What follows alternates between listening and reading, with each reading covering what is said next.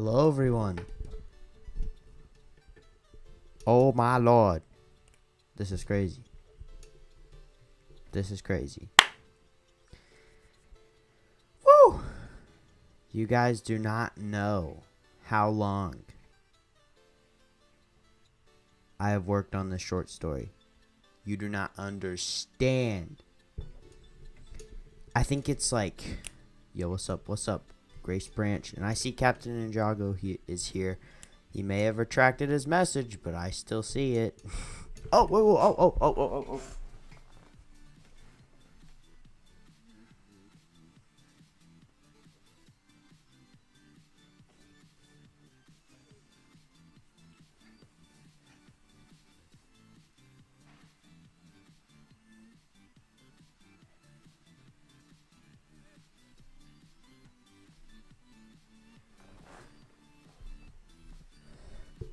Alright, everybody.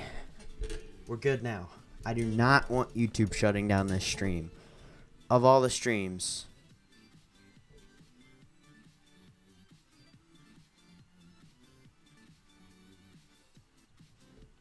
what?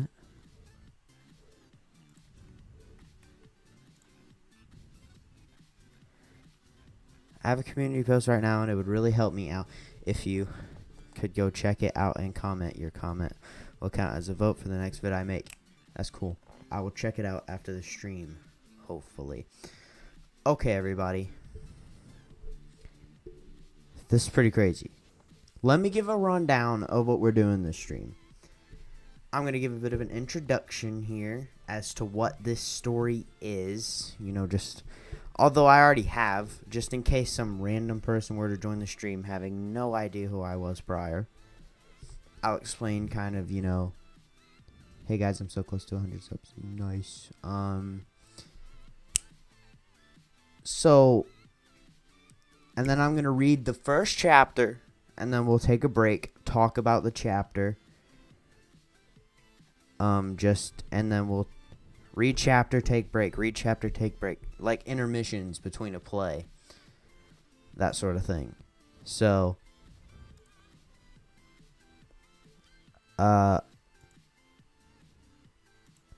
that's how I'm going to do this. I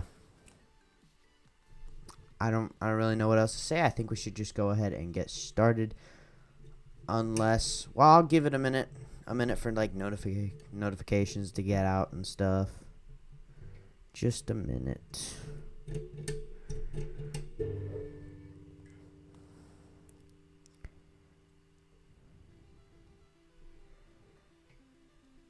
You know, just gracious. It's not the night to wear this. It's actually kind of hot in my house right now. As you guys can see, I'm preparing for the next video I gotta make. It's a pretty interesting video. That's coming up next.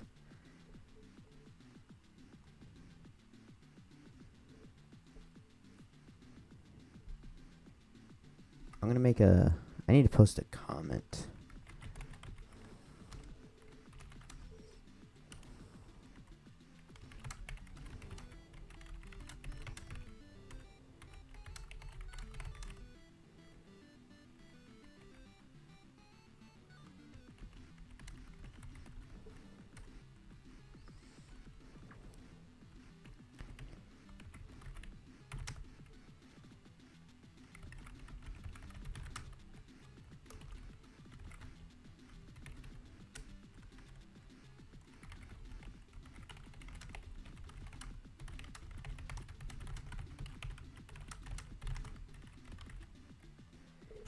I can't type.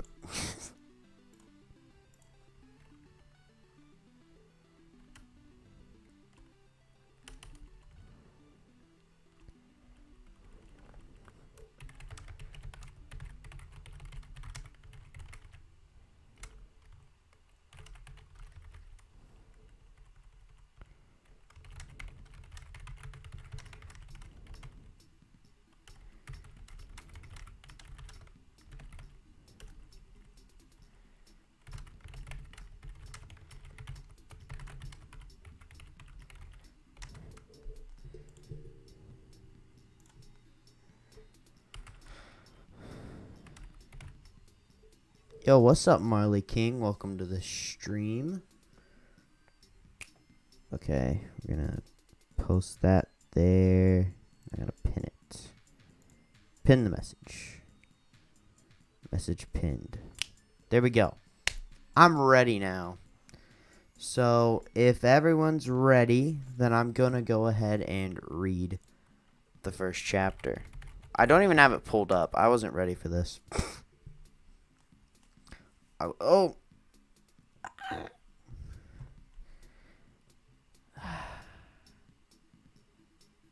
Where is it?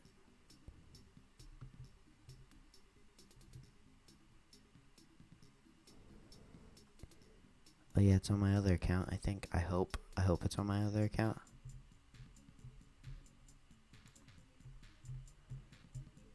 I hope it's there.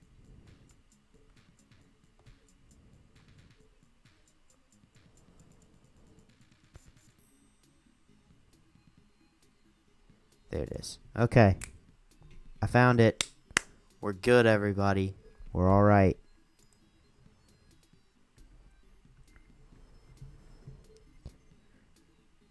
Aw, yeah.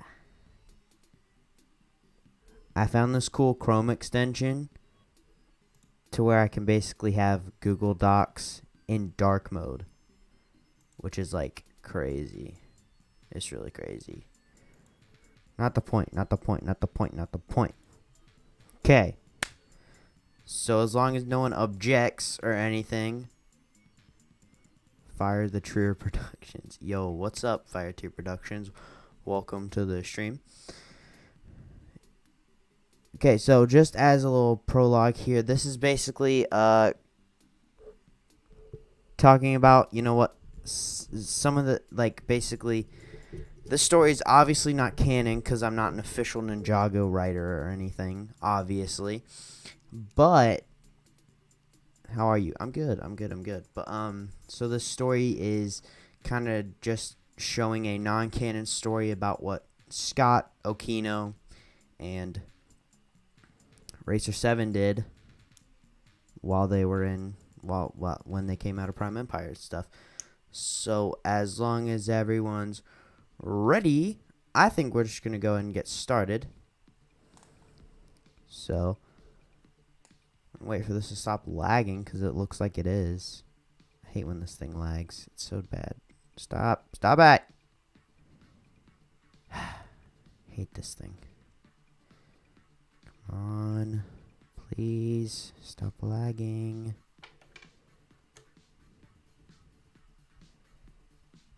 YouTube is not receiving enough. Okay, this is annoying.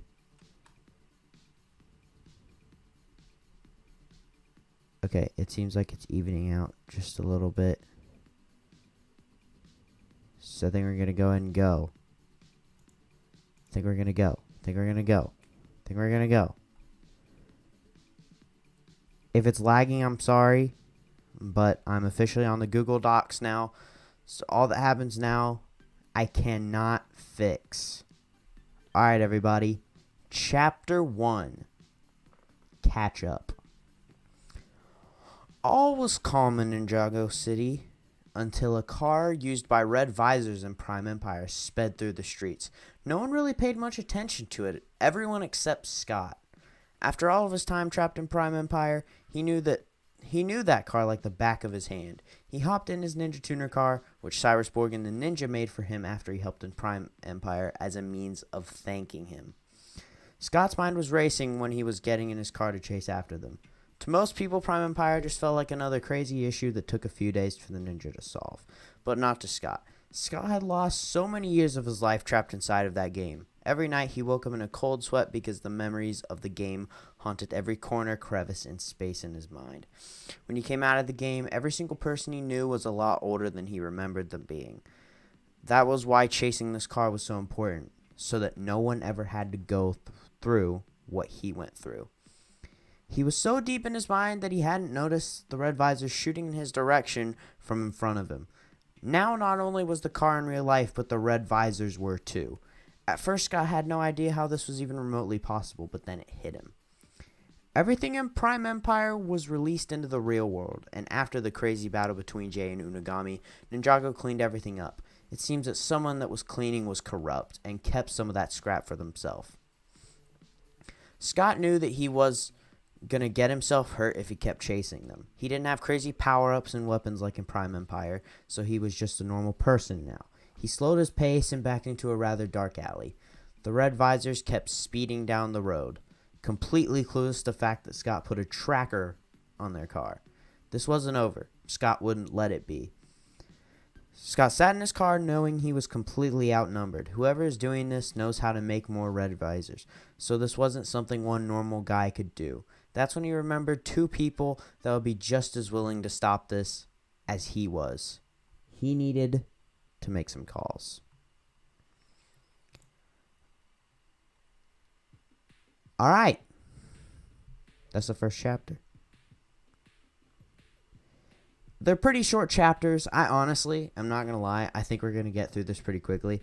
I still think we'll be able to have a pretty normal just chillin' stream like after this. But I'm excited. I'm really excited. This is going to be really cool. I'm making a Legacy Sensei Garmadon. That's cool. That's really cool. So I feel like I'm going to try that. Yep. So there we go. That is chapter 1 of the story.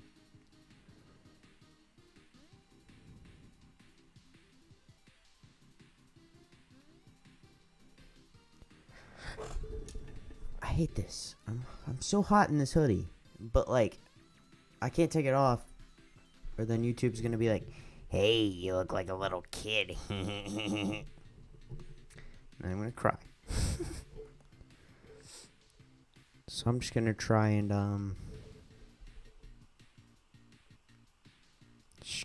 keep doing this. Alright, that was our little break. Chapter 2. No longer a guide. Okino got up out of his bed as his alarm beeped and chimed. He started stretching and doing his normal routine, with the same chant running through his head. I am Okino, a citizen in Ninjago City. His normal chant from Prime Empire was so engraved in his head he had to say that new chant every day just to remember that he wasn't in Terra Karana anymore. He finished his normal routine and walked out of his apartment. He walked down the streets of Ninjago City over to Dareth's Mojo Dojo. After all that happened, he knew that his skills in the martial arts should not be discarded, so he started teaching students at Dareth's dojo. Dareth was a bit hesitant of the new employee, but when Okino beat Dareth in a fight in a matter of 10 seconds, he knew that Okino would be a worthy employee. Okino has been teaching the kids every day. Every day when he went on his lunch break, he normally headed to a famous deli near the dojo, and almost every day got himself in some trouble. He would always see common thugs trying to rob a woman of her purse. He would ask them nicely to give the bag back to her. They would refuse and threaten him. Okino would absolutely demolish them in combat, the usual deal. Today was different, though. When he went on his lunch break, he was not greeted with a few common thugs trying to steal a bag, but a few red visors trying to snag some bags from people. Okino was excited for the fight, but confused how a red visor had returned to the real world. He was familiar with the fact that all of Prime Empire is put in the real world, but he was also familiar with the fact that they cleaned everything up, which is why this was so confusing. Before he even had more time to think, a red visor was charging at him. The bad guy was throwing the first punch, a bit of a difference in the routine, but Okino liked that. He threw a few kicks, hits, and punches. But before he could finish the fight, the red visors flew off. Okino wasn't worried, though. He knew they were just too chicken to get defeated. After all was said and done, he thought a bit more about this situation. How were the red visors back? Did they have a main goal? What was their purpose? Before he could think about that anymore, he got a phone call from an unknown number. He picked it up, and a young voice spoke. Hey, Okino, I'm gonna need your help with something. Okino accepted. That's chapter 2. Chapter 2, everybody. Pretty goated. Not gonna lie.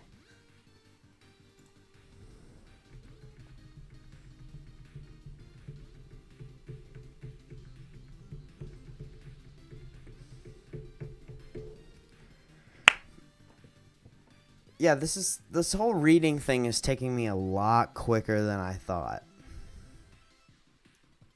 This is very good so far. Thank you. Thank you very much. Yeah, I'm so excited to read this whole thing. It's like, I don't think it's that great of an ending, but I do think the way everything gets there is pretty cool.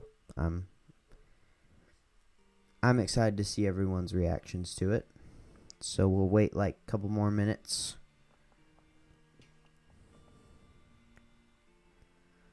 I need to try and crank out some videos this weekend. I had a really good upload schedule. This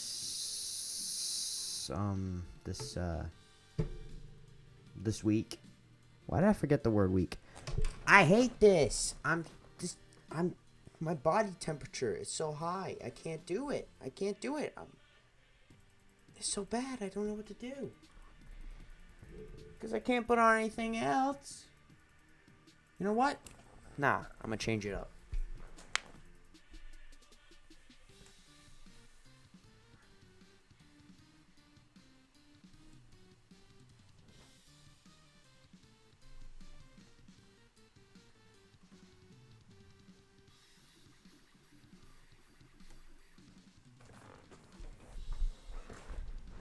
This should work. For now. Got the hat on. I think we're going to be alright. Guys, I think we're going to be alright.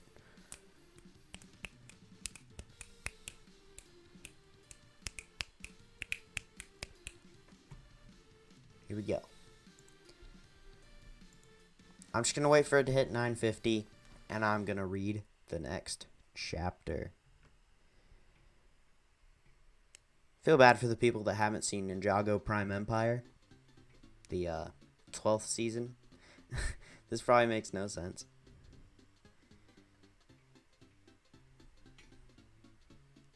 But yeah, let's go ahead and get to it. I feel like I should wait for 9:50. Oh gracious! I made another custom figure too. Get ready for that video. I made another custom figure.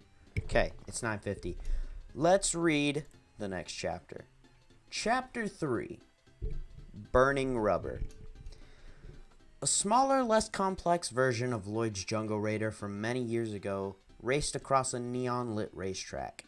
Racer 7 sped across the speedway, trying to remember everything she learned from when she was just an NPC from Prime Empire. It took her a very long time to fully understand what an NPC was, but she was a free person now. She was in first place and had been for a while now. There were only a few laps left. She recalled most of the things she learned about racing, but it was very different now that she was in the real world. No power-ups, no crazy powers, just good old racing. It was different, but she was really good at it. Before she got any more lost in her mind, a very fast red and gunmetal gray car raced by her right side. This was confusing for Seven. She was the best on the racetrack. How did someone just pass her? She looked and saw red visors driving the car. If it wasn't confusing before, it was now. She tried to catch up, but that car was faster than any other car she had seen on the track in weeks. After the 2 final laps were raced, Seven was going to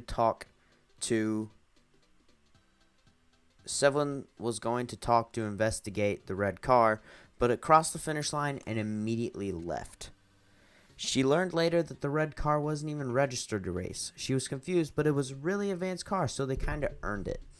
She went home and set down her helmet. She was too busy thinking about that car that she missed the table and the helmet fell onto the floor. It reminded her of back in Prime Empire when Lloyd picked up her helmet and asked for her help in the Speedway 5 billion. A smile showed up onto her face, bringing back some fond memories, even though Prime Empire haunted her dreams. Before she could dwell on those memories, she received a phone call from an unknown number. The voice on the other end of the line was similar to the voice heard on Okino's phone. "Hey, Seven, I need your help with something." Racer 7 actually recognized the voice. She had talked to Scott a lot when they were still in Prime Empire, since they both had interest in cars and racing. She knew that Scott was rather independent, so the fact that he needed help was uncommon, which is why she knew she needed to help him. Boom. Chapter 3 is done.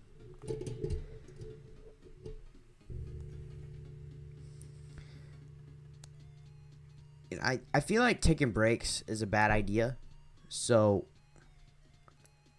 I feel like I should just read the whole thing. I don't know. I don't think this whole taking breaks thing is the best idea. I don't know. It's hard to tell right here.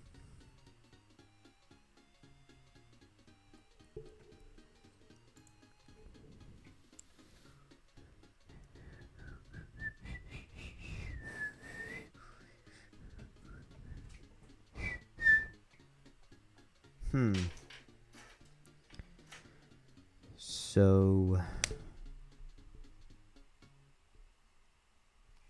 I think I might just read the whole thing. I don't know, because I don't want to. Trust me, I don't want to. But also, I feel like taking breaks is also a good idea. I don't know. You know what? I'm just going to keep reading. We're going to go to chapter 4. See what happens. I think the chapters start getting a bit longer after this. Chapter 4, Reunion. Scott was walking around a warehouse in the outskirts of Ninjago City. He was waiting patiently for Okino and Seven to show up. He was worried about the journey that lies ahead of them. Before his anxiety got any higher than it already was, he heard a knock from the giant warehouse door. He opened it and saw Seven leaning on the hood of her car. Scott welcomed her and gave her a brief overview of what was going on. Seven talked about her experience on the racetrack the day before, but before Scott could give feedback, Okino pulled up in his small car. Scott also welcomed him and gave him the rundown. Okino, like Seven, mentioned his experience with them the day before.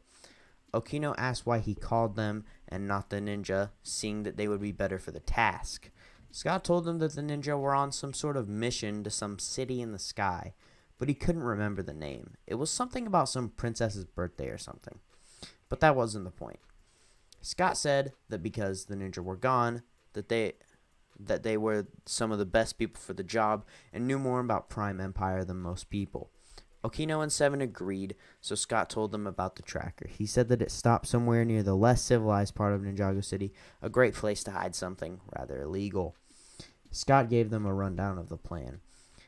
After explaining the plan, they got in Scott's car because it was the fastest, and they had to do this quickly and get out.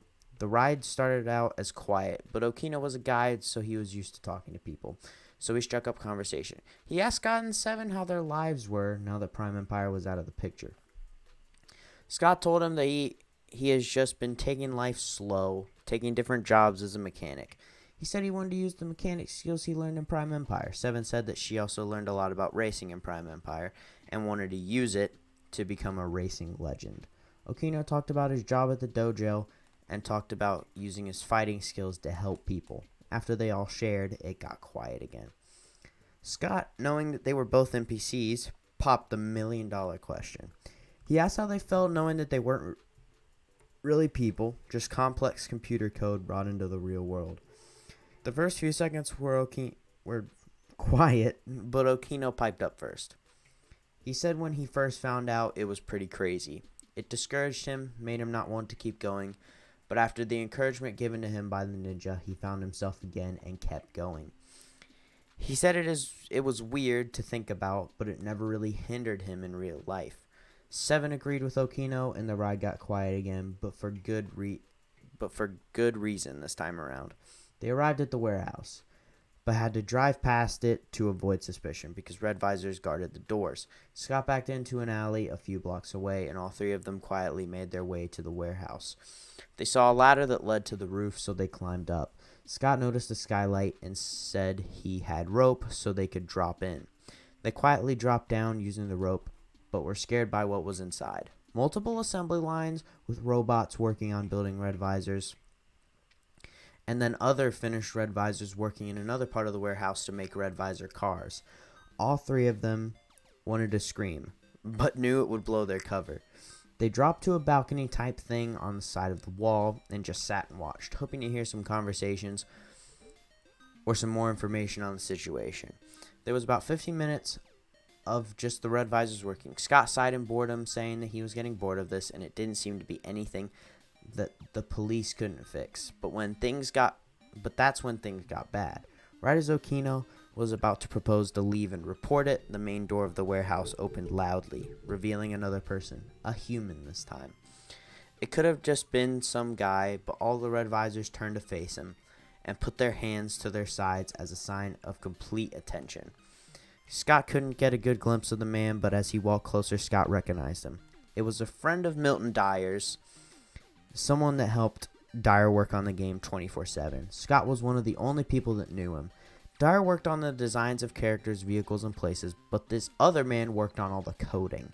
This guy was incredibly smart. Scott saw him, but couldn't remember his name. But what he did remember is that he didn't know a lot about him. Scott didn't know this guy's limits, what he was capable of, how powerful he was. When he realized his lack of information, he told Okino and Seven that they needed to leave. Seven and Okino had no idea why, but trusted Scott, so they followed him out of the skylight. Boom. Bing-a-bong-a-bang. That's chapter 4. I'm going to start just kind of firing off these, I'll just kind of come in and say, this is chapter 4. Boom. So we're just going to go to chapter 5. Let's do this. Chapter 5, Flashback. Scott got in the car and gave Okino and Seven the entire rundown of the situation. Scott told them that they were going to see Milton Dyer and get a bit more information about who this guy was. They arrived at Milton's house and knocked on the door. To their surprise, little Unagami opened the door and then shouted at Milton to come see who it was. Milton showed up at the door and gasped in surprise. He told Scott that he was really sorry for trapping him in Prime Empire for so long, but Scott forgave him and told him that was not the point of his visit. Scott told Milton everything that happened, and he invited them inside. Milton started explaining that the man's name was James Crawford.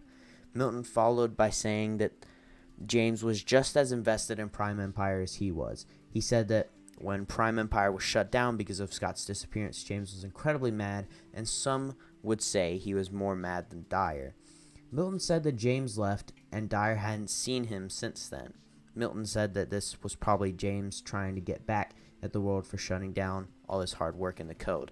Milton had a worried look on his face, so Scott assured him that they were going to put a stop to James. Milton had a sort of sigh of relief mixed with fear.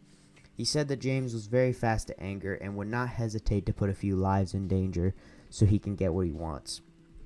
Scott told him that everything would be alright, and then the three left. Seven said Milton seemed a bit afraid of hearing James' voice, but Scott said that makes sense considering all the anger and fear that James brought into his life. Okino asked what the next step was in stopping James, and Scott said that they needed some gear, some things to give them the advantage, but he didn't know where to get them. Scott, in that same moment, had an idea. He said the city cleaned up all the stuff from Prime Empire, but they probably kept the weaponry, so they could go get some of the weapons from the cleanup and use them against the Red Visors. Okino said it was a great idea, but Seven said she could barely even use a sword. Scott told her she could use her car as a weapon, or try, at least, to run some Red Visors over. Seven thought it was a good enough idea. Scott drove back to his warehouse and let everyone get in their separate vehicles. Scott said to be back at his warehouse at 10 a.m. tomorrow to complete the mission.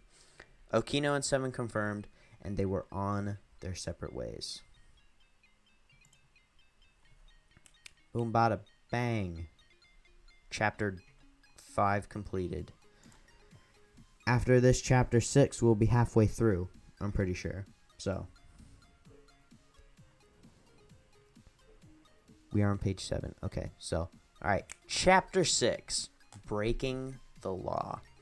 Scott drove his tuner car down the streets and turned into a section of the police precinct, which acted as their evidence and storage room. He walked in and talked to the receptionist that sat in a desk just in front of the door. He gave his information and said that he wanted to have some evidence for a project he was working on. Scott knew it was a lie, but he needed these weapons, and the police would be super angry if they figured out that's what he was doing, and they hadn't called the police yet. The receptionist tapped on her keyboard for what felt like an eternity, but she finally gave him a response. She said that the evidence was still being investigated and that he would not be able to access them. Scott needed this stuff and tried to reason with the woman at the desk, saying he would only need like one thing, but she held firm and denied every single time. Scott stormed out of the evidence building, fuming with anger. He knew they would be willing to help him if he told them what was really going on, but then he would get more people involved and possibly put more people in danger. Scott sat in the tuner car, running every possible scenario in his head. He gave a long sigh, realized the only way to possibly do this was to break the law. He went back to his warehouse and got ready, because at night time he was going back to get the weapons by sneaking in. Scott put on a new outfit, being completely covered in black clothing to make himself less noticeable. He drove back near the police precinct, but parked a few blocks away so he wasn't noticed. He sneaked his way to the evidence building, but saw that there were guards inside, so he couldn't just walk in undetected. So he had to make a plan, but then he remembered that the main reception room he was in earlier was mainly lit by natural light, but there weren't a lot of windows, so he had to assume there was a skylight. He swung a grappling rope onto the ceiling and climbed up, and sure enough, he was right. He walked across the roof, looking through different skylight windows to see which one had the right room under it, and he soon found it. He saw a large room with a lot of weapons, racks, and boxes with different labels. He took off one of the window panels and dropped inside. He looked at the labels that had different times on them, symbolizing evidence from different criminal occurrences. He kept reading and reading until he found the one with the date that was the same day as Prime Empire entered Ninjago. And he looked in the different boxes. Different car parts and swords were in the boxes, but Scott was looking for something specifically for him. He looked around forever, and just as he was about to give up, he found what he was looking for. He pulled a gray and neon green blaster out of the box and stared at it. He had found the blaster he used in the game. He remembered exactly how to use it, and it gave him a sense of confidence that they could actually do this, that they could actually beat this James guy. Scott, with his new weapon and newfound confidence, threw the grapple rope up through the window and climbed out. He jumped down off the roof, but landed on a garbage can just outside the building. It hurt him, but he got up because he had to get out of there. There was a small issue, though. Trash cans are really loud. Before he could even get up, the security guards were exiting the building to see what was going on. Scott got up fast and started running towards his car. The guards behind him continued to yell for him to stop and put his hands in the air, but this was too important to fail now. He actually formed a plan. He actually found out who James was. He had actually done something really awesome in his life, so he was not going to let a stupid loud trash can stop him. He ran faster and got to his car. He drove out of the alley with cops on his tail. He sped up and was actually able to get out of there without getting caught. He drove into his warehouse and parked the car so it would not be seen from the outside.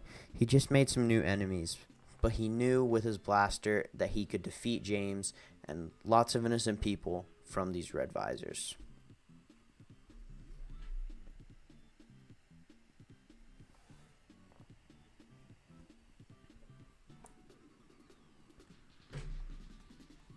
There you go. Chapter 6. Hey, bro, y'all remember Shadow of Ronin? Yes, bro. I love that game. I feel like I know where my 3DS is. I just need to find the charger so I can charge it. And then I might make, maybe a video of me playing it. I feel like that'd be pretty cool.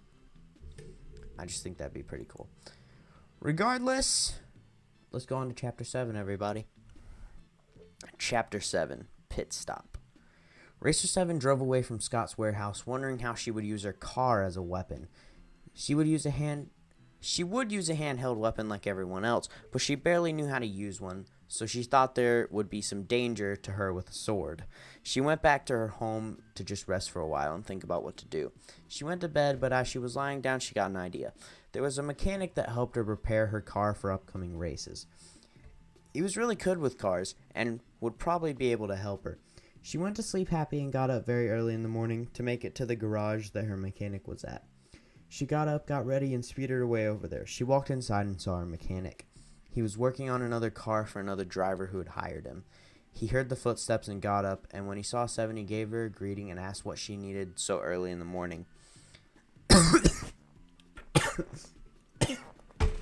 Oh, gracious. I just died. Gracious, wow. Hold on. I need like 2 seconds. Got it. Good. Seven said that she needed to arm her car with weapons, to which the guy, his name was Frank, raised his eyebrows higher than they had probably been before. Seven said that she didn't have much time to explain, but did say that a lot of people were going to get hurt. Frank was a nice person, so his eyes went from scared to serious. He walked into a room in the back of his garage that none of the racers were ever allowed into. He showed her that it held a lot of weapons and said that he used to be part of Ninjago's police force and told her that it gave him access to weapons. Seven looked surprised but was also happy that this was going so well. Frank said that she could go out and get some breakfast about a block away while he worked on the car and said to be back in about an hour. She went to the breakfast place he talked about, and it had some really good food. She was enjoying it a bit too much because she looked down at her watch and saw that it was about to be an hour since she had last been at the garage, so she took her last few bites and left. She got back to the garage and saw that her car had been equipped with swords around all the sides and had 2 lasers where the rear view mirrors should be. Frank said that it wasn't a great design because of the fact that she needed it done so quickly, but Seven replied that this wasn't permanent and would probably be back to get them taken off soon. Frank smiled and asked if she needed anything else, and she said that she was all set. Frank nodded and started working on the car he was working on when she got there. Seven got in her car and drove away, but just as she was pulling out, shouted thank you to him, and he smiled back. Seven smiled back and drove away, but soon had a serious look on her face because she realized again what she was about to do. She was helping save Ninjago.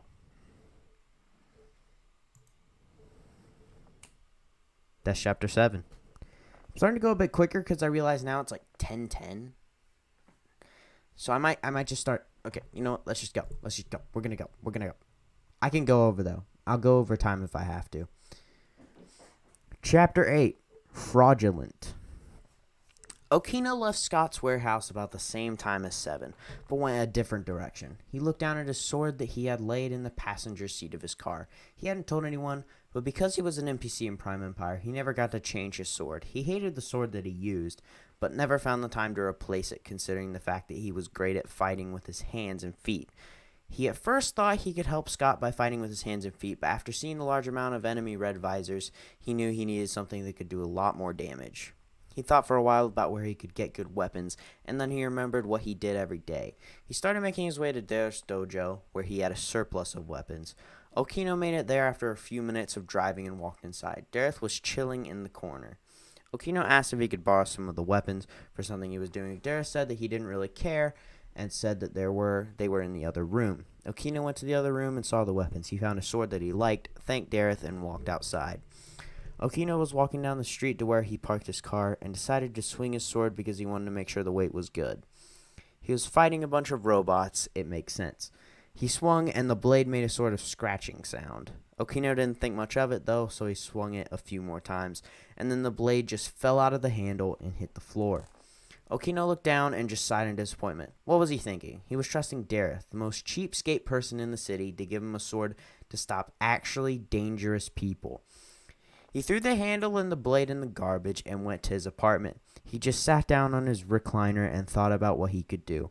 He thought long and hard about what the next move was, and then he finally figured it out. Okino may have been an NPC, but he was still smart. He went to sleep that night thinking about how he was going to pull this off. Okino got up that morning and got in his car. He drove through Ninjago and turned into Jamonikai village. The locals turned their attention towards him for a few moments because they never really see vehicles around their town that often. Okino found a good place to park and got out. He went over to a building that was sort of in the corner of the town and stepped inside. A man in a brown apron used for blacksmith work welcomed him in and asked what he needed today. Okino told him that he needed a sword. The guy grinned and asked him about what he wanted the sword to look like and everything, and Okino gave him all the details. The man wrote all of it down and turned around to walk into a larger room in the back. Before he actually went inside, he told Okino that he could go and explore the village because this would take him a few minutes. Okino walked outside and explored the markets and looked around the town. He couldn't explain it exactly, but Okino felt very calm here, and after a few minutes he didn't want to leave. The blacksmith that he had talked to a few minutes earlier stepped out of his building and shouted at Okino and said that the sword would be ready in a few minutes. Okino nodded and started walking over that way, but heard a loud gasp from a little boy on the other side of the street. The boy ran up to Okino and asked him if he was the guy from Prime Empire, and Okino replied with a yes. The boy said he was one of the people that was trapped there and had tried to complete the game. The boy said that Okino helped him get through the woods, but the boy lost all of his lives before making it to the end.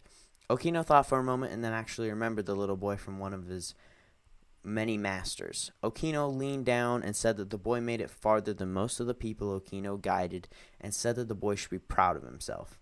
The boy looked up at Okino with the biggest smile Okino had seen in his life. The boy hugged Okino, thanked him, and ran back to his mom. Okino waved goodbye and walked into the blacksmith shop. The blacksmith walked out with his new sword, and Okino gasped in surprise. The sword was very sharp and crafted very well. The handle was very detailed and easy to hold, and the sword had nice filigree on the side that made it look even cooler.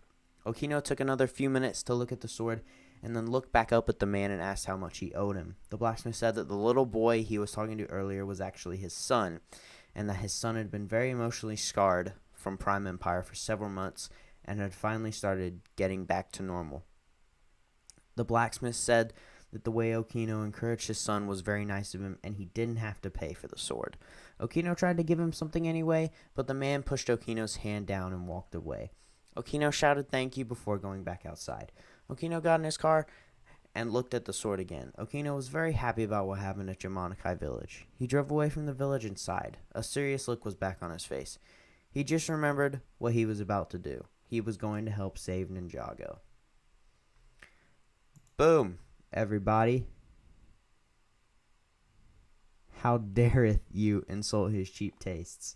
Hey, I'm trying to make it accurate. You think I wanted to write that? I didn't want to. But I was trying to make the story accurate. Can we be for real, though? That's probably what would happen. Let's be for real. Let's be for real. Come on, man. Let's be for real. I didn't want to write it, but I wanted to make it accurate. Okay, let's go. Chapter 9. Chapter 9. Chapter 9. Okay. Chapter 9. Power Unleashed. It was 9:50 a.m. at Scott's warehouse, and Scott was sitting there waiting for Okino and Seven to show up. Seven arrives first because of her fast car. Scott looked at her with a scared and shocked look. Seven told him about what her mechanic did to the car and said that she could use her driving skills to destroy the red visors. Scott went from a scared face to a happy yet ready one, realizing that they might have a fighting chance. Just as Scott finished looking at the insane weapons on the car, Okino pulled into the garage. Scott and Seven met him at his car. Okino pulled out his new sword and swung it around. Where the blade met the handle didn't even make a sound, which gave Okino the assurance that the sword was good to go. Scott showed them his blaster and said that they needed to keep a low profile because he was wanted by the police for theft. Okino and Seven looked at him with shocked eyes, but Scott said not to worry about it. Scott told them the plan. He said that they were going to go to the warehouse that the red visors were in and wait for James to get there. Once James was in the warehouse, they would go down and confront him. If there was any sort of fight, they were going to be ready for it. Scott said that he would confront James alone. Seven questioned why, and Scott said that if they were going to try and get the car in there before James showed up, it would cause a lot of ruckus. If Scott went alone, then if there was a problem, Seven and Okino would just drive through the window and make a big entrance. Seven nodded, and they got in their cars. Scott let Okino ride with him because of Okino's car's lack of speed. Scott drove to the warehouse with Seven close behind him. They got there in a matter of a few minutes, and they parked a few blocks away, like they did last time. Scott told them to stay there and wait for his signal on the comm set. Okino and Seven nodded in agreement, and Scott made his way to the warehouse. He climbed onto the roof, entered the skylight, and jumped onto the same balcony-type platform like last time they were there. He sat there and waited, hoping that it wasn't going to be too long before the appearance of James. But it was a long time. Scott didn't notice it at first, but he started to realize the sun was going down. He started to think today was just not the right day to do this, and that James was not going to show up. But just then, the main door of the warehouse swung open. James Crawford walked in and started talking to the Red Visors about their jobs and things that they needed to get done. Scott jumped right in front of James and started shouting at him for this entire thing to stop. James asked who he was, and Scott said that it wasn't important. James said that Scott knew nothing about what was going on and that he needed to just get out of the way and go home. Scott replied angrily and said that he knew everything about what was going on. Scott talked about how he knew that James and Dyer used to work together and that James was out for revenge. James' eyebrows went down in an angry position now, and he proceeded to pull out a video game controller out of his bag. Scott said he wasn't in the mood for games. James chuckled and said that this was anything but a game. Before Scott could reply, James pressed the main button on the game controller and a bright pixelated orange sword ignited out of the side of the controller. Before Scott could even react to this new type of weapon, he was being swung at by James. Scott started... Wait, I lost my place. My bad. Scott started to dodge the swings and said that James had to stop this, and that he was probably going to hurt a lot of people. James only replied with a chuckle and more swings. Scott was confused. Did he want to hurt people? Scott popped the question, and James said that he wanted revenge for what the gaming company did to Dyers and his game. He wanted Ninjago to know what it felt like to lose everything he worked so hard for. Scott said that this wasn't the way to do it and that he needed to calm down. James only got more mad and soon stopped swinging. He went over to a room on the far side of the warehouse and was about to enter, but before he did, he gave a simple request to his Red Visors. He asked them to destroy Scott. In a matter of seconds, Scott was being blasted from all sides. He thought he was done for, but then remembered that he brought backup. He called Okino and Seven on the comm set and said that he needed help. In a matter of about a minute, Seven and Okino broke through the window in her green buggy. She drove through dozens of Red Visors with the new weaponry on her car, and it pierced through their metal body. Okino jumped out of the car and started slicing through more of the robots with his new katana. Scott pulled his blaster out of the hilt on his hip and started blasting the Red Visors. The three started destroying Red Visors left and right, but the Red Visors had something that they didn't have: numbers.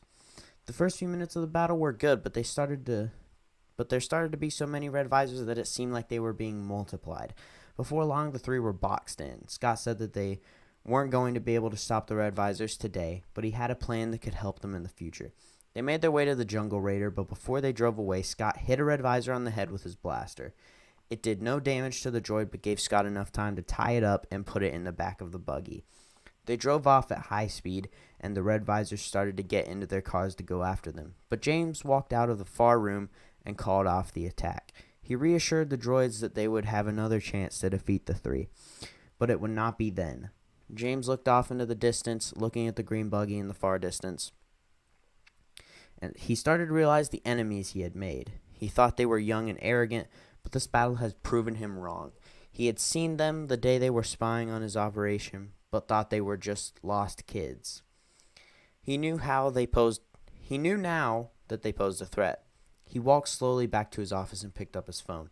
He dialed in a number, and the phone rang. Before long, the person picked up. The man on the other side of the line asked what James needed. James replied and said that he needed help with the project he was working on.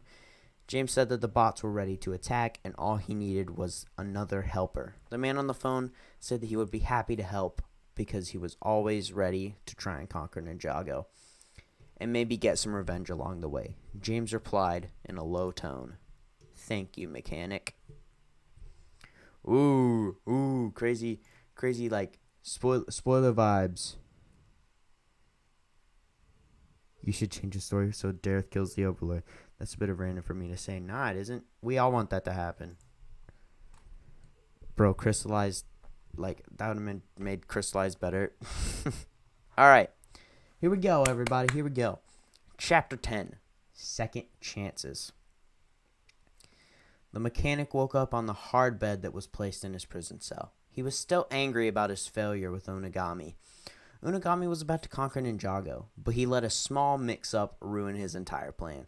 Now Unagami was a sappy kid that liked being good. Mechanic saw this happen and turned red all the way down to his feet. He was supposed to rule next to Unagami, but the ninja ruined his chances again, just like they always do. Before he could think any more about the incident, he heard a sound near the door of his cell. It was a guard, and the guard told him that someone was there to see him. Mechanic never really got visitors, so he gave the guard a confused look. The guard was actually very used to seeing the mechanic in prison, so the guard responded by saying that he was as surprised as the mechanic was. The guard escorted the mechanic to the visiting room. The mechanic entered the room and sat down at the last seat on the left. The man on the other side had a straw hat that was covering his face, but he took it off as the mechanic sat down. The man behind the glass told the mechanic that he had a job for him. The mechanic was used to taking jobs, so he started asking questions. His main order was that he have the man's name. The man said his name was James Crawford, and he needed the mechanic to be on standby in case of an issue. The mechanic looked back at James and said that he was going to be in prison for a long time, so he wouldn't be able to do much.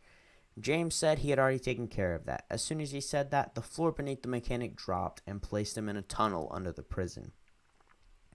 He heard the faint voice of James above his head, and it was saying to follow the tunnel, and that he would meet him on the other side. The mechanic followed the tunnel until he was met with a face full of moonlight. James was waiting there for him and said that the mechanic was now free once again, and that he needed to be ready to help him at any time. The mechanic said that this would not be a problem, and that he would await instruction. This was a few months prior to the incident with the red visors, and now James needed the mechanic's help. The mechanic was happy to help James, but was also confused because of the lack of information given to him. Nonetheless, the mechanic owed him because of James' gift of freedom.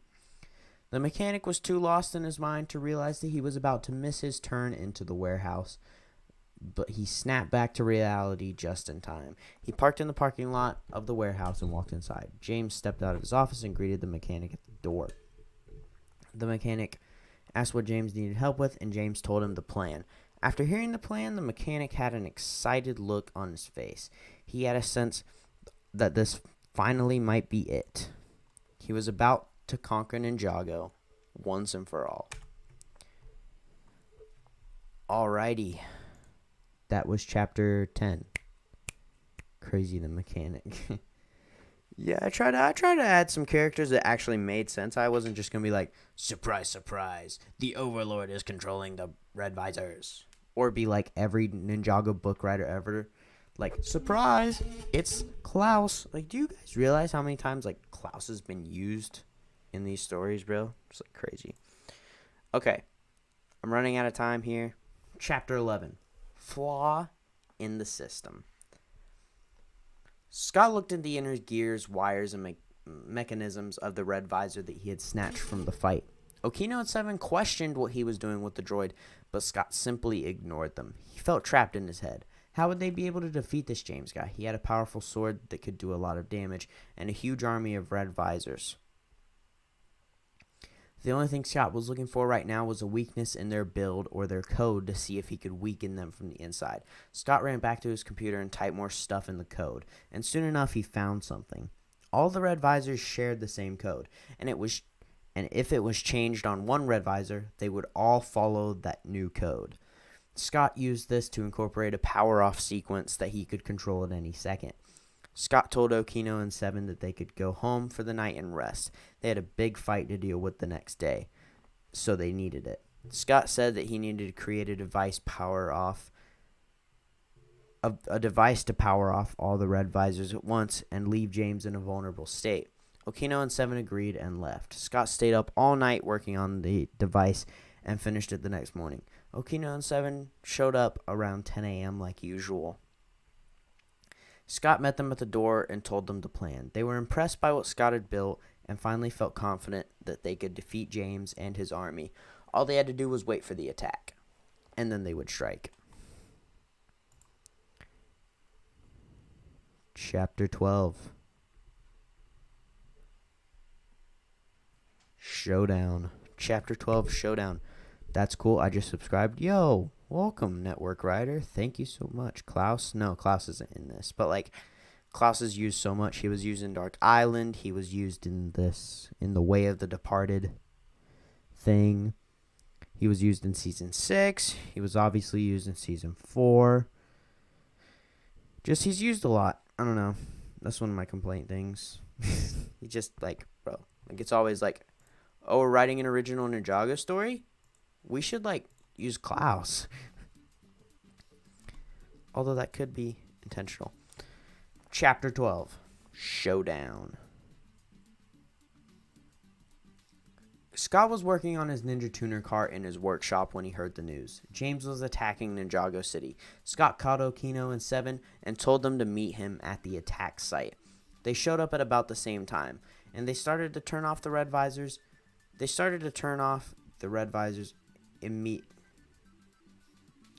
about the same time. They started to turn off the red visors immediately, but Scott wanted to wait and see how this would play out first. They started fighting some of the red visors and soon found James in the swarm. Red visors were everywhere, and they were just causing mayhem. Scott told James that this wasn't how he should handle his anger and that he should just calm down. James simply chuckled and started saying that he was already too far into this. Just then, the mechanic jumped from a nearby rooftop and landed in front of Scott. Scott had missed a lot of stuff while he was in Prime Empire, but most people knew who the mechanic was. He took a step back, but the mechanic used his mechanical arm to pull Scott closer to him. The power-off device for the red visors flung out of his pocket. James picked it up and examined it. He told Scott that it wasn't a bad plan, but he probably should have secured it in his jacket just a bit more. James tossed it on the ground and it broke it with his foot. He proceeded to also kick it across the street and into an alley. Scott had a scared look on his face, and the mechanic proceeded to lay him on the ground and was about to smash Scott's face with his foot when Okino went and sliced the mechanic's robot arm off. The mechanic said he had dealt with every possible problem that could occur, and picked up his arm to place it right back onto his body. Okino attacked the mechanic even more, and Seven was driving through a bunch of red visors too. Scott ran over to his device and figured out how to fix it. He shouted for Okino and Seven to cover him. Okino and Seven attacked and attacked until they had little breath left in their lungs. Okino took a bad hit from the mechanic and landed a few yards away from Scott. Scott looked at Okino and made the final fix. He proceeded to push the button and all the red visors' lights turned off, and they all proceeded to fall to the ground. James looked around in horror at what had happened. The mechanic was furious at James for the mistake that he had made, but the mechanic was too focused on shouting at James to see Scott was about to kick him right in the face. The mechanic made a move to get up, but Seven drove up next to him and said that if he moved, she would press on the gas and turn him into a pancake. Scott went up to James, who was on the ground with the same face of horror from minutes ago, and told him that it was over and he was going to jail for a long time. James pulled out his sword and swung at Scott. Scott moved back and pulled out his blaster. He tried to blast James, but he was deflecting Scott's shots. James jumped at Scott with the sword at maximum power, and Scott dodged just in time. Okino jumped in with his flashy sword and helped fight James. James was a fighter, though, and he kept fighting. Scott knew that he had to do something big to get this guy to stop, so he jumped over one of James' swings and shot his blaster at the video game controller hilt of the sword. It hit the center of the handle, which created a sort of sparkly crater in the handle, which powered off the sword. James looked down at the handle and screamed in anger. Scott told Seven to get some rope out of her buggy so they could tie him up. Just as that happened, the police showed up. They took James, put him in handcuffs, and put him in the back of one of their cars. Seven looked over to her buggy while the cops were dealing with the situation and saw that the mechanic was gone. She knew that this felt too good to be true. She forgot to stay over there, and now the mechanic was loose on the streets once again. But that was for someone else to handle. Chapter 13. I'm just going to keep going. Chapter 13. Game over. Just a bit more, and it's over. Scott, Okino, and Seven looked out at the sunset that was going down over the desert terrain. They had gone back to Scott's warehouse to celebrate, but now it was time for them to go. Scott asked Seven what she was going to do now, and she said that this situation had taught her that she was no longer an NPC, and that she was her own person, and said that she was going to change her name to what she wanted it to be. Scott said that was a good idea and asked her what the name was going to be, and Seven said that she liked Blazy H. Speed. If you get that reference, you're pretty cool. Scott chuckled and told her it was a good name. He went over to Okino and told him that he was going to miss him. Okino said the same to Scott, and they did a good handshake. Scott told both of them that if they ever needed Scott's help, they could find him here. They thanked him and got in their separate vehicles. They took off down the road, and before long they were out of sight. Scott went back into his warehouse, laid on his favorite couch, and fell asleep. Back in Cryptarium prison, James was sitting in his cell. He thought that Prime Empire would give him new highs in his life, but it all led him into his lowest low. A guard told him that he had a visitor. James went to the window and saw Dyer. James asked what he wanted. Dyer said that he didn't want to see him end up like this, and that he wanted James to come live with him in Unagami so they could be friends again. James had hardened his heart a little too much, though, and he refused to ever spend time with Dyer or Unagami ever again. Dyer left the prison with a tear in his eye. He didn't want to see James like this, but this was how it was now, and he had to accept it. Unagami was waiting in the car and asked if they could get pizza. Dyer agreed, and they drove out of the prison. That is the end of Ninjago Crystallized.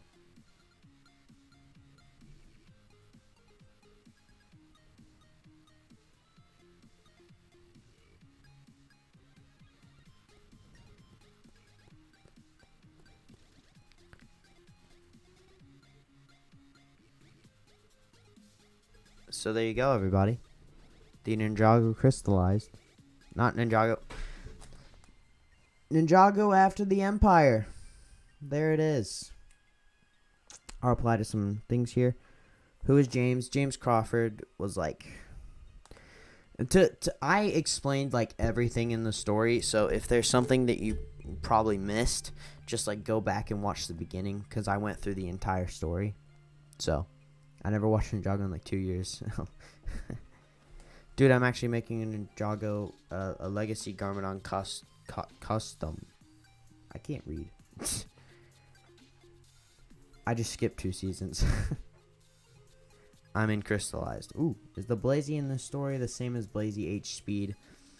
So, the Racer 7 in this story, like, if you've watched Ninjago Crystallized, you know that 7 changed her name to Blazy H Speed.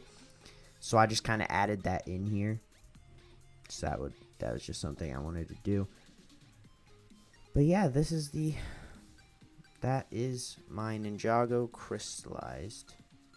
I keep saying Ninjago Crystallized. Ninjago Prime Empire story. Now, it's a bit over the time I normally end the stream, so I'm going to go ahead and send off everybody. Sorry, guys, but I want to work on another video. There's another video I really want to work on tonight. If you want more videos, let me end the stream. So, alright, guys.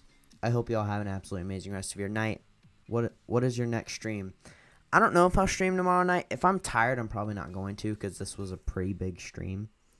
But if I'm feeling it tomorrow night, probably tomorrow night, 9:30 to 10:30. My normal streams are just chilling, like those things. But, yeah, so. Yeah, that's how the normal streams go. Alright, everybody. I hope you all have an absolutely incredible rest of your night. And I will see you in the next video.